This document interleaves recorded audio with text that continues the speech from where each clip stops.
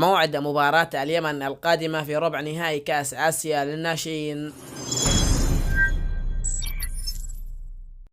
السلام عليكم مشاهدي ومتابعي قناة في الجول سبورت الأعزاء. في هذا الفيديو سنشارك معكم موعد وتوقيت مباراة اليمن ضد منتخب إيران، وذلك ضمن مباريات ربع نهائي كأس آسيا للناشئين وكذلك القنوات الناقلة للمباراة. لكن قبل أن نبدأ بعرض التفاصيل أتمنى منكم دعم الفيديو بالضغط على زر الإعجاب والاشتراك في القناة مع تفعيل الجرس.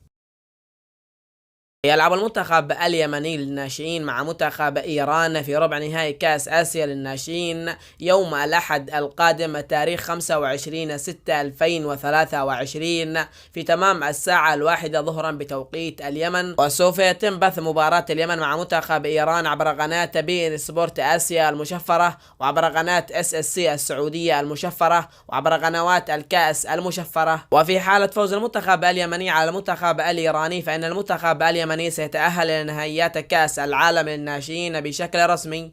في ختام الفيديو أعزائي المشاهدين شاركونا توقعاتكم لنتيجة المباراة في التعليقات، والسلام عليكم ورحمة الله.